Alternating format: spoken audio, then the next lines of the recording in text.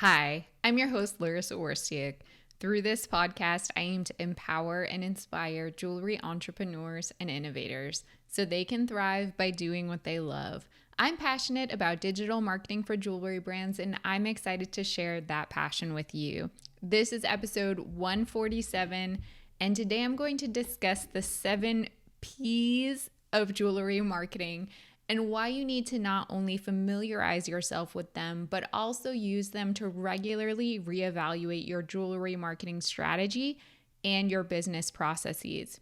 If you're stuck in a rut with your sales, or you're struggling to reach and or convert customers in your target market, then making small adjustments to any one or more of the 7 P's may give you the boost you need to see improvements. But before we get to today's episode, I want to share some marketing related news and insights from the past week that caught my attention. So first, an article from JCK is all about trends in colored gemstones. David Bindra, who's the vice president of B&B Fine Gems in Los Angeles, his Instagram handle is @Gemfluencer. He's a social media star with a feed dominated by pictures and videos of his company's fine, deeply saturated, colored stones paired with equally colorful sneakers and a soundtrack of hip-hop beats. You may have seen him on the gram. So he kind of chimed in on some of the trends in colored gemstones today. He says there's a demand for fine quality color, and there isn't a lot of merchandise on the market, especially for those high-end consumers who are looking for rare and unusual items that they're not going to find in your typical jewelry store. So he thinks, one, sapphires are a huge trend in colored gemstones, especially classic blue, purples, and pinks. He says there's a really strong demand for Podparacha sapphires, which of course are hard to find, but also pastel colored sapphires have done well in the past 3 to 4 months.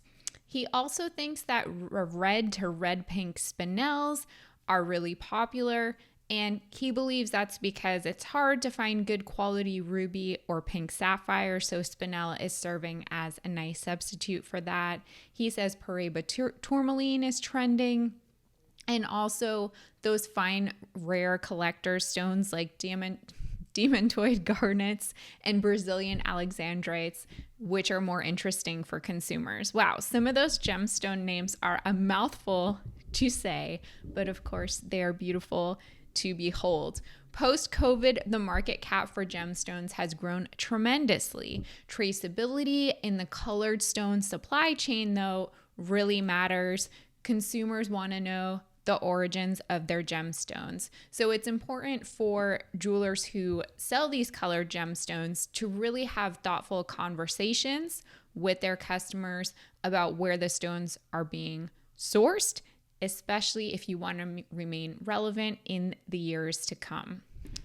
Another article from Social Media Today is all about a new feature that Instagram recently released. I really like this feature and idea. I think it will be really helpful, especially for those jewelry brands that want to start doing more virtual trunk shows, more live video shopping presentations. So this new feature allows users to schedule upcoming Instagram live broadcasts in the app, and it's being rolled out to all users. So users will just be able to tap through to get a reminder notification on the day of the broadcast. This new scheduling tool will help jewelry brands promote, plan, and prepare for their upcoming lives.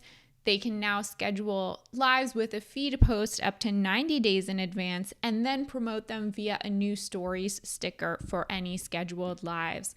This new option is a significant update because of the fact that it's built into the app and provides automated reminders, which could provide major value for brands looking to maximize connection within the app.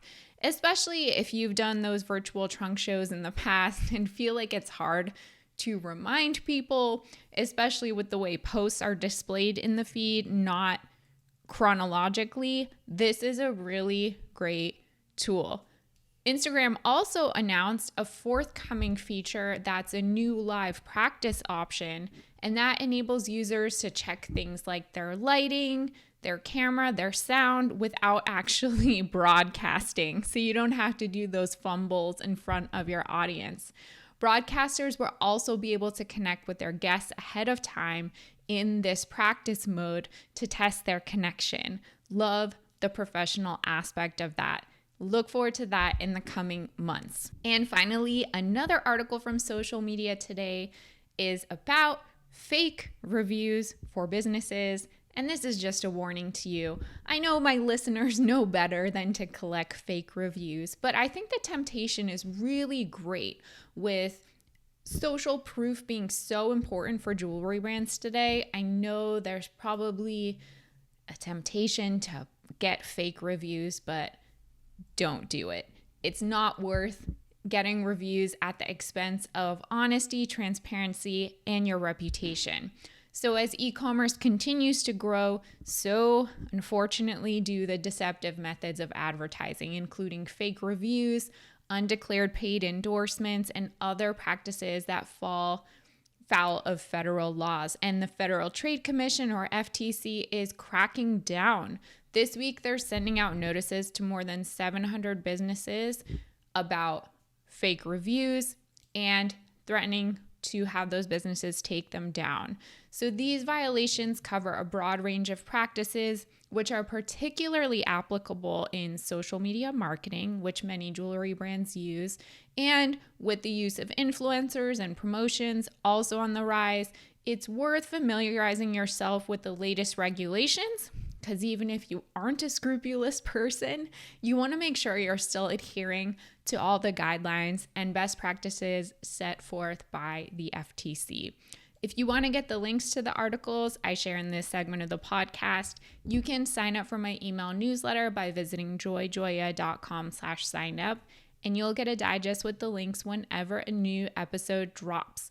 Okay, let's get to the 7 P's of marketing. So as a summary of what I will be discussing in this episode, the 7 P's are product, price, promotion, place, packaging, positioning, and people. And I'm going to dive into what each of those 7 things means for your jewelry brand and some specific questions and considerations for yourself so that you can use these 7 P's, as I mentioned before, to regularly reevaluate your marketing strategy and make even the smallest changes that can help you see a positive impact in sales, a positive impact in reaching your target customers. So let's start with number 1, product. Very obvious thing for jewelry brands that clearly have products. So to assess this category of product, you want to ask yourself some really important questions and be really honest with yourself, because I think it's easy to kind of just gloss over product, especially if you feel like you are following your unique creative vision, which I of course encourage. But you always want to make sure that that vision is in line with customer expectations, customer demands. So asking yourself questions like, are you making products based on your own whims and creative impulses, or are you making products in a strategic way? Or are you at least balancing those two things? Do your customers actually want your products?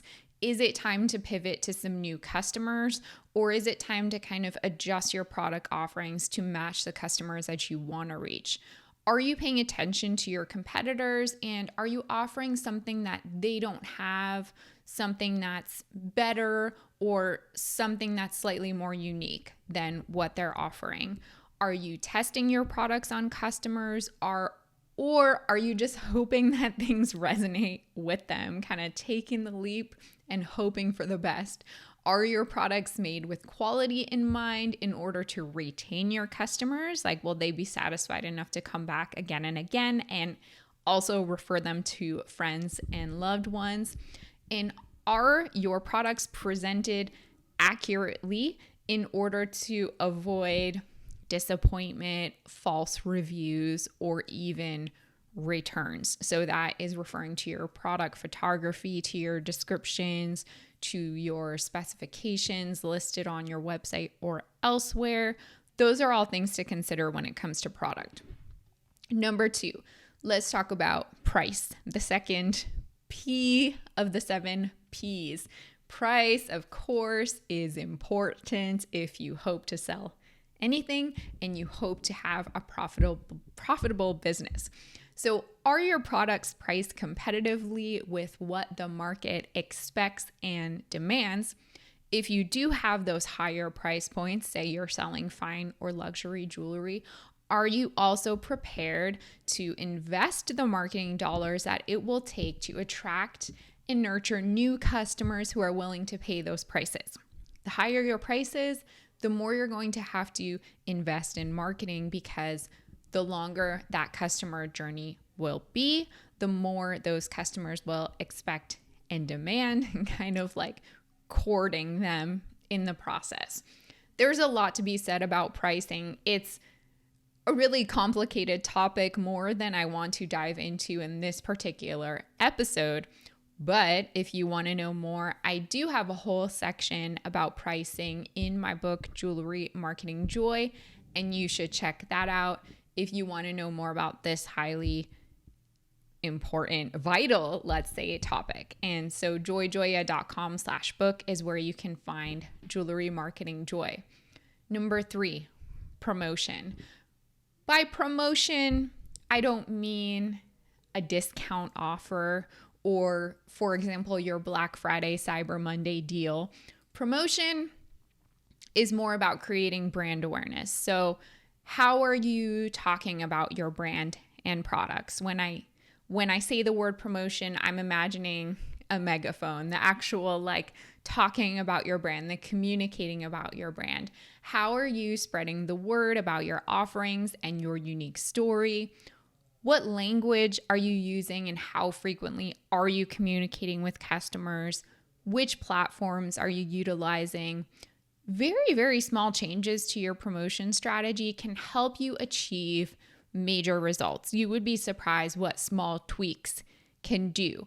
Working with a skilled marketing expert, of course, can help you uncover missed opportunities when you just can't see the forest for the trees, and even help you notice mistakes and inconsistencies that you just don't see because you're so blind to them being so close to your business. Number 4 of the 7 Ps is place. By place, I'm not just talking about physical place, although if you have a brick and mortar presence, physical place would be very relevant. But place also means all of the touch points, all of the channels where you're selling your jewelry, like on your e-commerce website, at trunk shows, on Instagram or Facebook, at your retail partners, etc. Questions you should ask yourself when it comes to place. Are you spreading yourself too thin by selling in too many places? Could you create new opportunities for yourself and reach new customers by selling in new places? Is it time to reconsider how your jewelry is being presented in any of these places? Sit down and really reflect on these questions, and as always, be honest with yourself about how place plays a role in your marketing strategy and your business success. Number 5, packaging. Of course, this is such an important element for jewelry brands because it completely shapes the customer experience and, if done right, has the opportunity to delight the customer. When was the last time you revisited your packaging? Have you looked into some of the most recent innovations and trends in packaging today? Are you staying up to date on them? Do you care? I think you should care if you want to delight your customer. Your packaging should not only be on brand, let's say, but it should also leave an emotional imprint on the customer's mind so that the person interacting with your physical jewelry when they first receive it will not only remember the actual piece of jewelry, but they'll also have an emotional resonance that will impact them for many years to come. Is the packaging beautiful enough that your customer would even think to reuse it for something else? I have to say, I have a few pieces of jewelry packaging that I have never wanted to throw away because it was so beautiful and special. And they even have a permanent place on my dresser in my bedroom. And guess what? Every time I go to my jewelry box or I get something from my dresser, I see that brand name prominently displayed on my dresser every day, thus kind of imprinting that memory, that emotional resonance in my mind. I don't think a brand could really ask for anything more than that, and packaging is the true reason why that connection is happening. You really need to strive for a wow when the packaging is in the customer's hands. Number 6 of the 7 P's, positioning. What do your current customers think about when they think of your brand? How are you positioned in their minds? How do you tug on their heartstrings or stir their emotions? When people talk about your brand, what words or phrases are they using? Are all of the answers to these questions in line with how you perceive your own brand, or even how you want your customers to perceive your brand? In today's fast-paced digital world, I hate to say it, but people make snap judgments about your brand and your products. That's the reality of things. When it comes to positioning, are you prepared to face that kind of split-second decision making? If you're not, I think it's really time to reconsider your positioning. And finally, number 7, people is the 7th P of marketing. So a number of questions regarding people. Of course, the most obvious one is looking at the people directly involved in your marketing. So is it you? Is it a marketing team? Is it a marketing consultant? Whoever that is, who are those people handling your marketing? Are they knowledgeable and innovative? Are they passionate? Do they have your brand's best interest in mind? You may think, oh, that's kind of a weird question to ask. I mean, if I'm working with a marketing person, shouldn't they have my best interest in mind? You would be surprised. I mean, I think some more inexperienced or hobbyist, let's say, marketing providers, like if you're relying on an intern or someone really low cost or whatever it may be, they may be just seeing it as like a fun project, maybe a creative outlet, and they're not necessarily thinking about it strategically or about what is best for the brand, even if that's not necessarily fun or cool or creative. Marketing is not always glamorous or sexy. It's about finding ways to grow the business at the end of the day. So, does the person handling your marketing have your best interests at heart, or are they doing it because it's fun or cool or creative or interesting? Think about that. If you handle your own marketing, are you being honest with yourself about what you can and can't do for your jewelry brand when it comes to marketing? Do you seek out support when necessary? Are you shy about asking for help? Do you have a strategy and plan to hold yourself and your team or your assistant or whoever accountable? And then how about your brand ambassadors and influencers? Are they representing your brand in a way that makes sense and feels authentic? You may even want to think about the 7P people as your customers.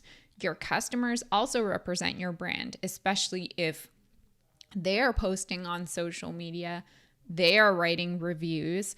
Are you getting that reciprocal relationship back from your customers? And what can you do to encourage them to be more vocal ambassadors of your brand? Those are all really important things to think about. So what do you think about the 7 Ps? Have you ever heard of this before? Does one of them feel more relevant than the others? Will you be taking these things into consideration as you move forward through the holiday season and beyond? I would love to hear your thoughts. You can always email me, Larissa, that's Laryssa @joyjoya.com. I'm always available by email, and I would love to communicate with you. As a reminder, and I mentioned this before in the podcast, I have a book. It's called Jewelry Marketing Joy. It is available to order, and I can sign a copy for you. You can get it by visiting joyjoya.com/book.